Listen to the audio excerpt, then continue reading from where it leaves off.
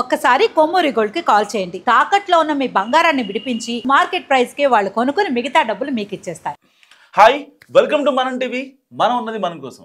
కర్ణాటకలో ఘోర రోడ్డు ప్రమాదం జరిగింది.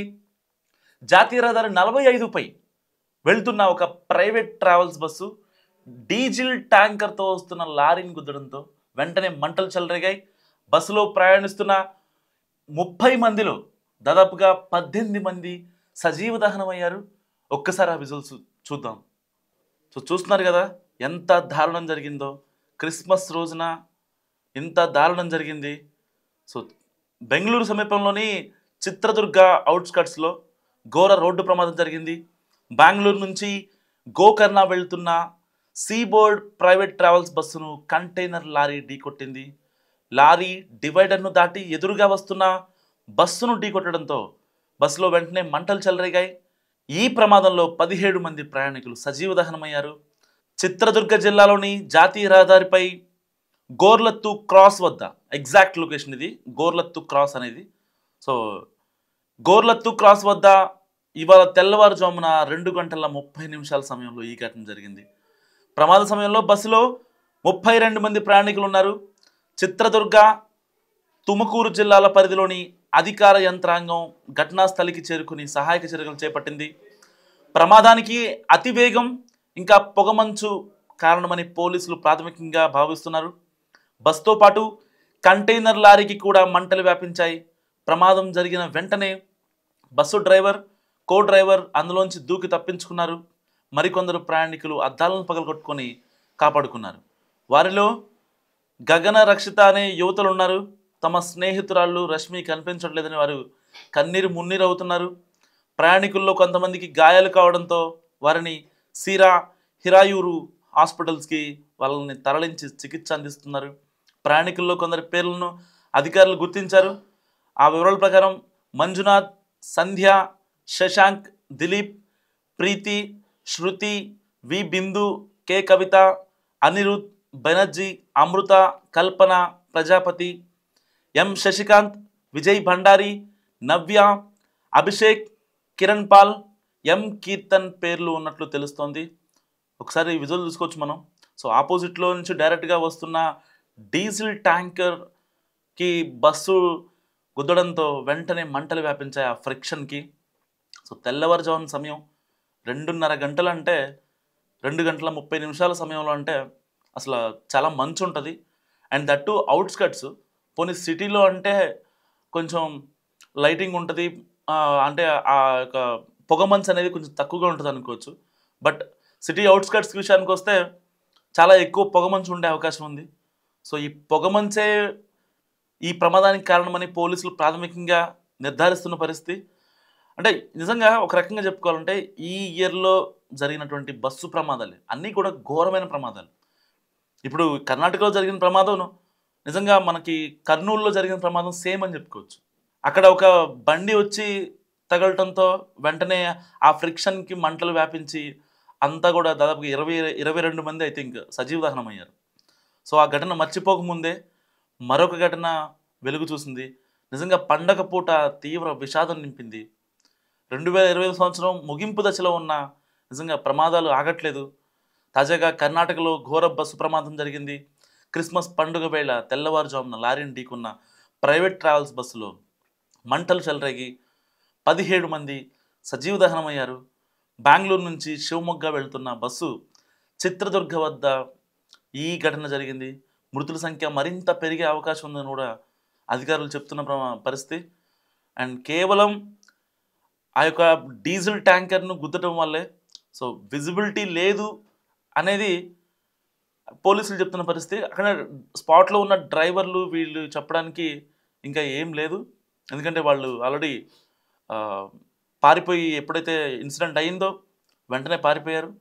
కనీసం వెనకాల ఉన్న ప్రయాణికులకు కూడా కనీసం వాళ్ళు ఆ వార్తని చేరవేసే ఇది కూడా లేకుండా పోయింది. వాళ్ళు నిజంగా మనుషులో మానవ మృగాలు అర్థం కాని పరిస్థితి. కనీసం ఆ బస్సులో, ఆ ప్రైవేట్ ట్రావెల్స్ బస్సులో ఏదైనా హ్యామర్లో లేకపోతే ఇంకేమన్నా ఉండి కనీసం ఆ ఎంట్రన్స్ డోర్ తీసినా సరే ఇంకొంతమంది బతికేవాళ్ళేమో.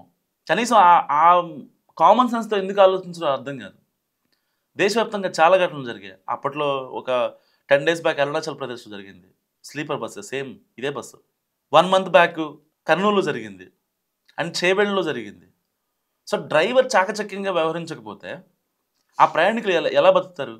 ఇంకా ఇంకా ఎన్ని రోజులు ఈ సేమ్ తప్పులతో మనం ప్రాణాలను పోగొట్టుకుందాం? ఎంతమంది ఇప్పుడు హాస్పిటల్‌కి వెళ్ళేది, మా కొడుకు, మా కూతురు చనిపోయింది, మా అమ్మ చనిపోయిందని పిల్లలు, మా నాన్న ఇక లేడు, మా నాన్న ఇక రాడు అని కొంతమంది. పండక్కి ఇంటికెళ్ళేవాళ్ళు కరెక్ట్‌గా ఇంకొక 3, 4 అవర్స్‌లో ఎళ్ళేవాళ్ళు ఉంటారు. విహారయాత్రకి వెళ్ళేవాళ్ళు ఉంటారు. ఏదైనా పని మీద వెళ్ళేవాళ్ళు ఉంటారు. పండక్కి వెళ్ళేవాళ్ళు ఉంటారు. చాలా రకాలుగా వెళ్తా ఉంటారు కదా! అంటే వీళ్ళు కనీసం ఎంతవరకు డబ్బులు దొబ్బడమే తప్ప ప్రయాణికుల సేఫ్టీ పట్టించుకోరా? సేఫ్టీ నార్మ్స్ ఎందుకు అసలు ఇప్పటికీ పట్టించుకోరు? ఏ ట్రావెల్ తీసుకున్నా అంతే ఉంది. ఏ ట్రావెల్ సంస్థ తీసుకున్నా అలాగే ఉంది.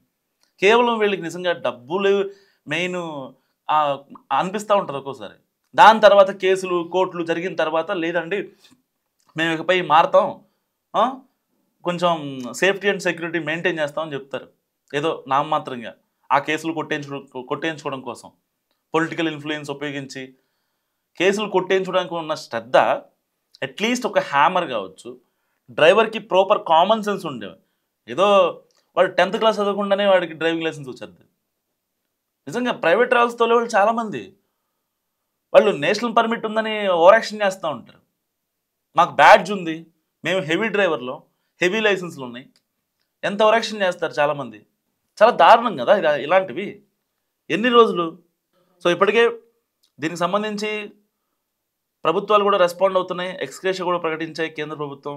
మోదీ గారు కూడా రెస్పాండ్ అయ్యారు. మోడీ గారు ట్వీట్ చేశారు, ఒకసారి చదువుతారు. an excretia of 2 lakh from PM NRF would be given to the next kind of each person. So ఎవరైతే చనిపోయారో వాళ్ళందరికీ కూడా, ప్రమాదంలో చనిపోయిన వారికి 2 లక్షలు, గాయపడ్డ వారికి 50,000 మోడీ గారు ఇస్తారని ప్రకటించారు. సో అంటే ఈ ఎక్స్గ్రేషియాలు ఓకే, కానీ ప్రమాద సమయంలో అట్లీస్ట్ ఒక ప్రాణాన్ని కాపాడదాం.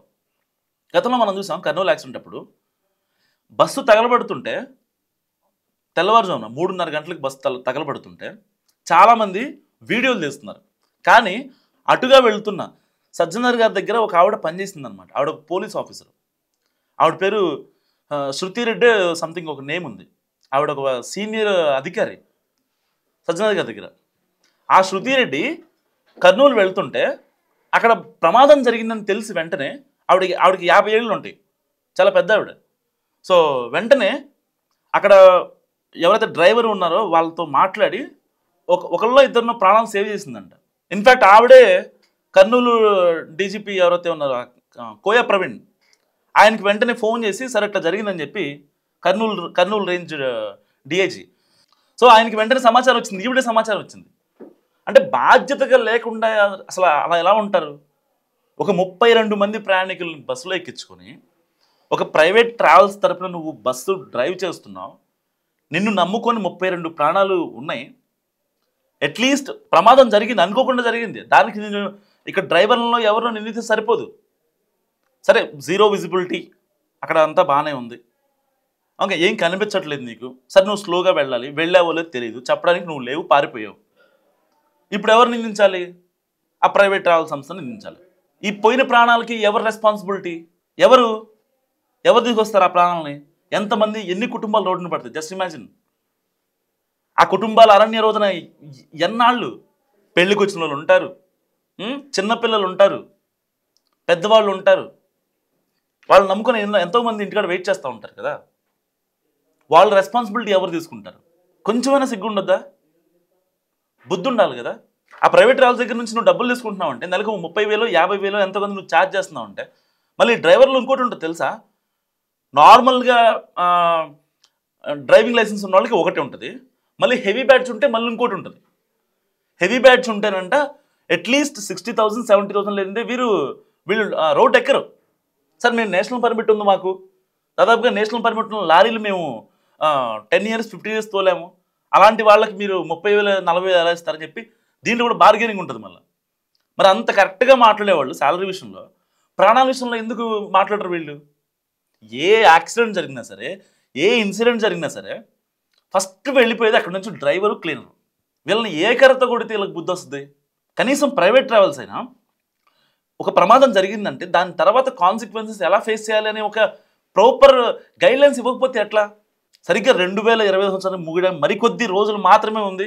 అయినా సరే దేశాన్ని ప్రమాదాలు పెట్టలేదు. సో ఈ సంవత్సరం పలు రాష్ట్రాల్లో బస్సు ప్రమాదాలు చోటు చేసుకుని పదుల సంఖ్యలో జనాలు ప్రాణాలు కోల్పోయిన సంగతి మనకు తెలుసు. సో తాజాగా ఇవాళ మరో దారుణ ప్రమాదం వెలుగులోకి వచ్చింది. ప్రైవేట్ ట్రావెల్స్ బస్సులో మంటలు చెలరేగి 17 మంది సజీవ దహనం అయ్యారు. క్రిస్మస్ పండుగ నాడు కర్ణాటకలో ఘోర బస్సు ప్రమాదం జరిగింది. ఈరోజు తెల్లవారుజామున లారీ ఒకటి ప్రైవేట్ ట్రావెల్స్ స్లీపర్ బస్సును ఢీకొట్టడంతో ప్రమాదం జరిగింది. సో ఈ ఘటనలో ప్రైవేట్ ట్రావెల్ బస్సులో మంటలు చెలరేగి ప్రయాణికులు సజీవ దహనం అయ్యారు. సో సదరు ప్రైవేట్ ట్రావెల్స్ బస్సు బెంగళూరు నుంచి శివమొగ్గ వెళ్తుండగా చిత్రదుర్గ వద్ద ప్రమాదానికి గురైంది. బస్సును ఢీకొట్టిన లారీ కూడా మంటల్లోనే దగ్ధమైంది. చూస్తున్నారు మీరు విజువల్స్లో. సో ప్రమాదం గురించి సమాచారం అందుకున్న పోలీసులు, అగ్నిమాపక సిబ్బంది వెంటనే స్పాట్కి చేరుకొని సహాయక చర్యలు ప్రారంభించారు. దాదాపుగా ఆ యొక్క ఫ్లేమ్ని, ఆ యొక్క మంటల్ని అదుపులోకి తీసుకోవడానికి 4 గంటల సమయం పట్టిందంట. జస్ట్ ఇమాజిన్ దాని ఇంపాక్ట్ ఎలా ఉంటుందో. సో ఘటనా స్థలం చేరుకున్న అగ్నిమాపక సిబ్బంది వెంటనే రంగంలో దిగి 4 గంటలు శ్రమించి వాళ్ళు ఆ మంటలు అదుపులోకి వచ్చారు. అయితే ఈ ప్రమాదంలో బస్సు కూడా పూర్తిగా దగ్ధమైంది. చూడండి, సేమ్ యాస్టీజ్ కర్నూలు ఇన్సిడెంటే, ఇంకా దాంట్లో ఏమాత్రం మొహమాటం లేదు. ప్రమాదం కారణంగా ఈ ప్రాంతంలో భారీగా ట్రాఫిక్ జామ్ ఏర్పడింది. అండ్ బస్సులో ఉన్న ప్రయాణికులు అందరూ చనిపోయేందుకు అవకాశం ఉందని కూడా చెప్తున్న పరిస్థితి. సో ఈ ప్రమాదంలో మృతుల సంఖ్య మరింత పెరిగే అవకాశం ఉంది. ఇప్పటిదాకా అందుతున్న సమాచారం ప్రకారం 17 మంది స్పాట్ డెడ్ అయ్యారు. సో ఒక్కసారిగా దేశాన్ని ఉలిక్కి పడేలా చేసింది ఈ ఘటన. నిజంగా పండగ వేళ అందరూ చాలా హ్యాపీగా, సెలవు దినం కావడంతో హ్యాపీగా ఇళ్లలో ఉండే టైం ఇది. సో ఎవరైతే బస్సులో ప్రయాణిస్తున్నారో వాళ్ళు కూడా పండగని ఎంజాయ్ చేద్దామనో, ఒక రోజు లీవ్ దొరికిందనో అలాంటి వాళ్ళే ఉంటారు. బేసిక్గా ఇంటికి వెళ్ళే వాళ్ళు, జాబ్ చేస్తూ బయట ఉండి వాళ్ళకి టైం దొరక్క వెళ్ళే వాళ్ళు, ఇలాంటి వాళ్ళే ఉంటారు. సో అలాంటి అన్ని కుటుంబాల్లో ఇవాళ విషాదం నింపింది ఈ ఘటన. సో ఈ ఘటన గురించి తీసుకోవాల్సిన జాగ్రత్తల గురించి, ప్రైవేట్ ట్రావెల్స్ ఎలాంటి జాగ్రత్తలు తీసుకుంటే ఇలాంటి ఘటనలు ఆగుతాయి, మస్ట్గా కామెంట్ చేయండి. చూస్తూనే ఉండండి మనం టీవీ.